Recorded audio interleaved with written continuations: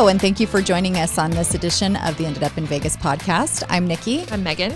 And today we're going to be talking about some of the best deals in the real estate market, specifically in Las Vegas. I have been selling a lot of new construction homes lately. Those come with really great incentives, and you have some information on some other options. Things like owner will carry. So that's when an owner, uses the equity they have to finance for the buyer. There are things like portable mortgages, which is something that I think we're going to see more of over the next couple of years as rates are high. Wraparound mortgages and other different financing vehicles to make home ownership more affordable and more feasible for people. Yeah. So where do you think when we talk about opportunities for investing in real estate, for purchasing your own real estate as your primary residence, what are some of the things that people should look for and ask for in their real estate agent to help them find when it comes to making their investment most affordable for them? So I think it's really just going to depend on the individual scenario and situation. So if we're looking at someone who is a first-time buyer, I think they should be looking for things like down payment assistance programs and grants that are optional. I've got one right now that was looking at purchasing a property in a entry-level starting price point, and the payment difference between an FHA and, I don't know if it's the Rural Housing Department, which is basically the Department of, it's not HUD, it's a different one. They've got a loan program that is a grant with lower interest rates, and there's like a $300 a month payment difference between FHA and this particular loan. So there's a lot of really good opportunities with different options where people can get in as a first-time buyer. If you have a home to sell, you're going to need to be looking at other types of options, ways to, if you have an FHA mortgage or something where you could possibly let the buyer assume that. So there's going to be a lot of other ways, and I think you need an agent that's well-versed on different options that are out there. I think right now there are a couple new loan programs available. One is the nothing down that they just rolled out. And at the same time, they just reduced the FHA insurance premium. So that will change the price of things additionally. So in specific areas where those purchases are approved, you can get specific loans based on the location of the home that you're purchasing.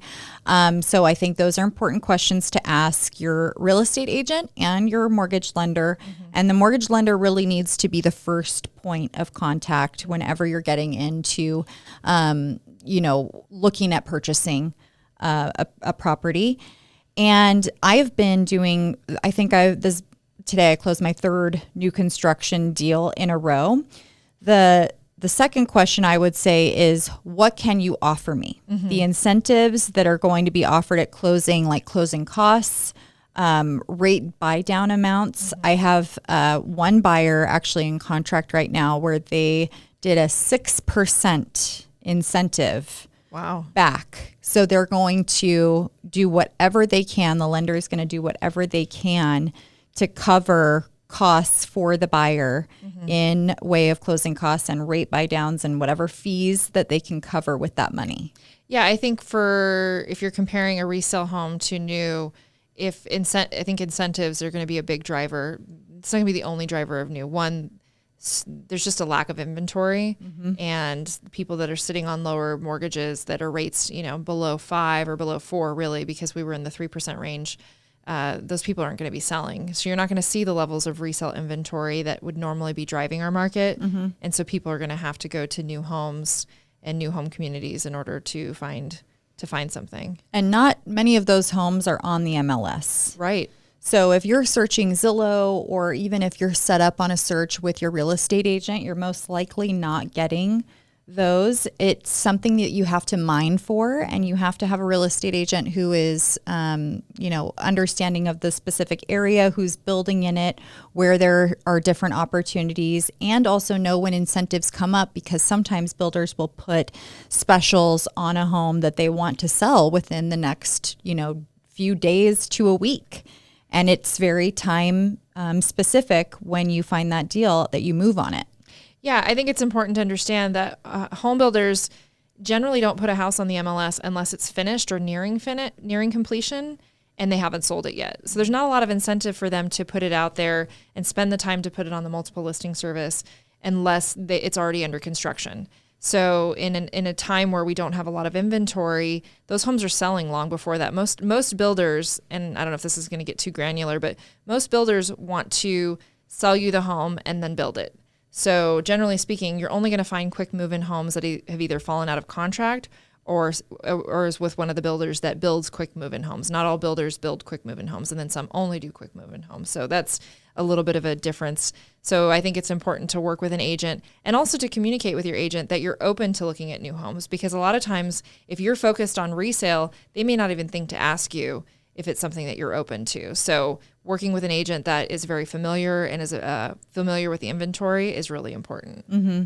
And some of the builders, I mean, you know, because you've worked with plenty of builders, but some builders don't even use other sites that we utilize to find new homes. Lennar is an example of a builder who doesn't put anything on our new construction home site either. So it's very specifically, you need to be having your agent seek out the exact inventory that every particular builder has in the area that you're looking for, and maybe even areas that you're not considering, to allow your agent to do the job that they're supposed to be doing to find you, you know, whatever it is, the best deal, the house that's going to make you light up where you need to go. Sometimes those things are unexpected too.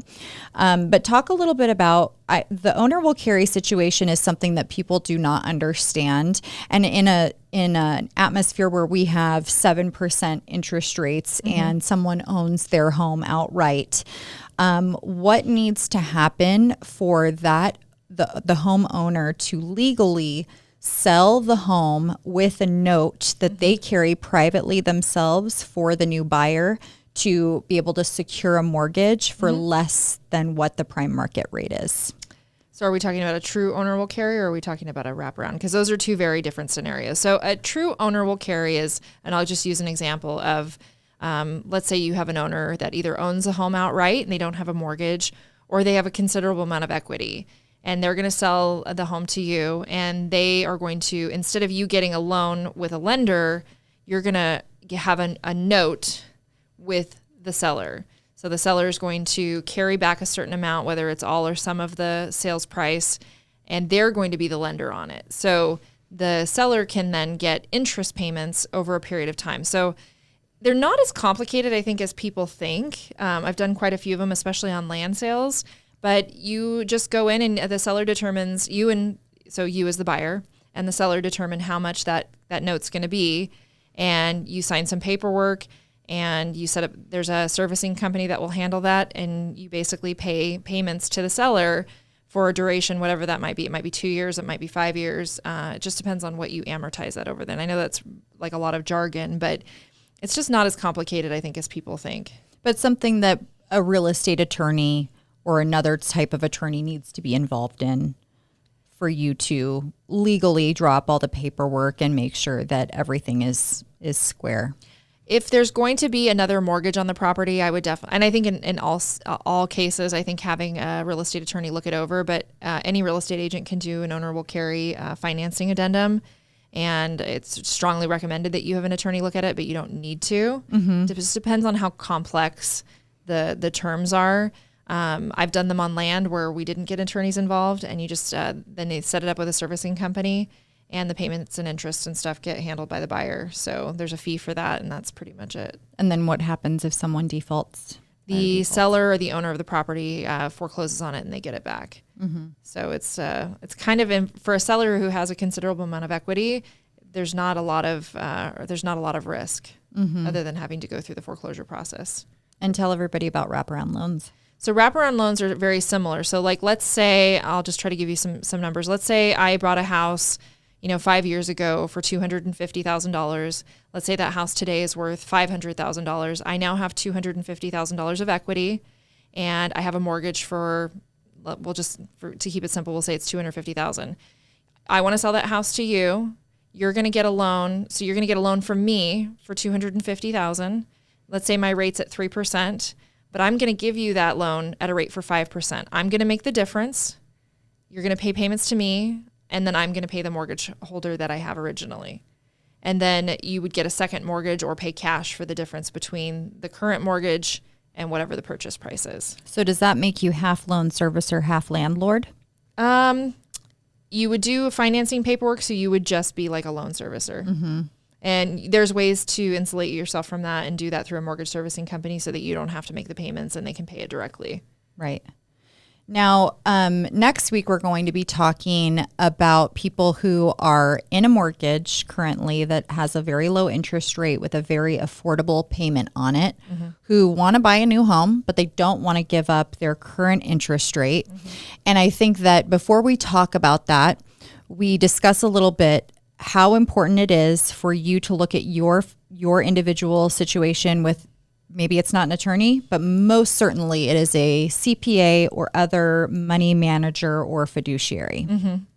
So I think just to point that out, it's going to be different for every specific situation. Absolutely. What's going to work for one person may not work for you, and you may have opportunities available to you that are going to be specific to your financial situation that aren't going to be opportunities for other people. Let's talk a little bit about assumable loans, because Yes. I don't want to be remiss on that. So an assumable loan is one that is only available from FHA and VA loan products. Yeah, and I think that's a bit of a misnomer because there are some conventional loans that are assumable. They're just hard to find, but generally speaking, it's mostly FHA. I think all FHA loans are assumable, and all VA loans are assumable. The rules behind them are a little bit different. I don't think we want to get into that now, but the first step is, if you have an FHA loan or a VA loan, is to call your servicer and get the details. And then, because I have a conventional loan and they did actually investigate it for me. And so it is possible. There's just, the rules are different, and it depends on the servicer. It also depends on who actually owns the note. So there's a lot more layers to it. But the great thing about an assumable mortgage is that rate and also what's already been paid down on it. So if you have a 30-year loan and you've already paid 5 or 7 years, the person who's assuming that is not only assuming it at that rate, but they're also assuming it with the remaining term. So you can not only get a lower rate, but a shorter term. Right. And now some servicers, some banks will not issue you a loan on top of an assumable loan, because in that situation, if you were to foreclose on the loan, then the second priority loan would not necessarily get paid. So it's a higher risk for them, and not all of them do it. But a lot of credit unions and banks, especially if you've been there for a certain amount of time, the larger banks do issue secondary loans. But it's also one of those things, we work in real estate, and that's how we feed our families. That's our livelihood. But I also want to make sure that people are empowered with information and are educated on what they have, because we have talked about how the people who have an assumable loan, you're really sitting on a gold mine. I think there's some intimidation on that. Because I actually have a friend that recently sold her property and they moved out of state. And I was like, she had an VA loan. And I was like, that's assumable. And she's like, yeah, we asked our agent about that. And I think there are some agents that's like, if it's going to be a few extra steps, they might not want to take the time to figure that out. But it really is. I mean, if someone can assume that FHA loan, mortgage insurance aside, because FHA loans generally issued, I think after 2013 or 14, have mortgage insurance for the life of the loan. Like, barring that, it's still going to be lower than today's rates. There's just so much out there that if your agent isn't looking into it, you're missing out on, that is a huge opportunity to sell a home at a much, much lower rate. And that makes your home much more desirable than your neighbors or another house around you. But it's only as desirable as the buyer's agent is educated enough to present it as such. Right. Because I think that if you don't have someone who recognizes the value of something, it's just like art. Yeah. From person to person, if they don't understand and know about it, then they just really can't market it very well, and they can't explain to you the why of what makes it so valuable. And so, I would just encourage, if I had an assumable loan and I wanted to sell my property in the next 12 to 36 months, I would start letting friends and family know, because that's an opportunity even for an investor. I have an investor client who's looking for assumable loans right now. And the benefits that you get in not only not having to put your house potentially on the market. It's a lot of effort and energy to sell a home, to get it ready for sale, to move out of it, to keep it clean for showings. There's a lot that goes into it. So I just think, if someone knew that, and most people don't even know whether their loan is an FHA or a conventional or USDA or most VAs know. But I think that that's something that if as a homeowner, you can capitalize on that as an investment opportunity for yourself. Yeah, and it's really easy. You just call your mortgage servicer and ask them. They have teams. They're very well versed on it. They can look into it and tell you whether you have an assumable loan or not. And if you do have an assumable loan, like what are the rules and parameters around it. I have a conventional loan and it's assumable under certain circumstances. So I could sell it to family. Okay. So immediate family, and they give you the list of the family that qualifies. So even though I have a conventional loan, it's not FHA or VA, I still have an assumable loan if I sell it to an immediate family member, brother, sister, mother, I think grandparent. So that it's really took me 15 minutes of time on the phone with my mortgage lender to find out. And they give you all the rules and then tell you what you need to do when that time comes. So isn't that so great to know? Yeah. Yeah. And there's nothing that's ever going to be bad with being armed with knowledge ahead of time. I would say from having experience having a VA loan, I don't think that, I don't really particularly like the idea of assuming a VA loan because it takes the eligibility status away from the service member who earned the VA. Not always. Doesn't? Not always. And that's where I think it's important to talk to because I think if you're doing, and it doesn't always have to be another VA borrower. So, right. So I just think that I've heard, now I could be wrong, but I've heard from people that it's not always. It depends on the service member's eligibility. Yeah, you're right. I think it depends on their status, their rank in the military, probably based on how much income they had coming in, how many years of service previous that they had. So perhaps that is true, but especially going from someone who maybe served 8 years and would only have one eligibility. I just wouldn't want to. Yeah, that would be a reason you probably wouldn't want to do it. I wouldn't want to hinder a military service member's ability to go and buy a home with their VA loan in the future. Yep. So that's, as a client, I probably wouldn't advise my client to do. Yep. And I think that would be good advice. Yeah. So, all right. Well, next week, we hope you learned a little bit about some of the deals to look into, new construction homes, asking about owner will carry situations. I also think, here's another just mention. If you're looking to buy a home and you see in a listing that the seller is only willing to accept offers of a certain loan type or a cash type or whatever, ask why that is, because there are some deals that get done because somebody didn't ask, well, why aren't you willing to consider an FHA loan? And in the environment that we're in right now, appraisals are just where they are, and not a lot of people are coming out of pocket like they were in the last year, $20,000, $40,000, $80,000 to buy a home. Yeah. So is the seller or their agent really prepared for that situation? Did they list it properly in the MLS? Like, all the search criteria is very specific. So I would just say keep an eye out, work with your agent. We're very fine-tuned to look at those things for our clients, especially when we're comparing properties and looking for the best deals for our clients. So next week, we're going to be talking about the large amount of home owners who have a mortgage that are below 6% interest rate. Can you guess what the percentage of borrowers is who have a mortgage rate lower than 6%? I would say it's got to be above 80%. It's 99% of borrowers. What? 99% of homeowners who have a note on their home are carrying one for less than 6% of an interest rate. So when we're talking about 7% interest rates, that's why it's a little bit of a mind boggler for most of us to understand. Yeah. So we'll be talking about that next week and some of the ways around, figuring out how you buy a new home when you have that low of an interest rate on your current home, and how you can potentially cash flow the current home that you have to be able to continue to live life, have the house that you want, move your family to where you need to be, and have some other options.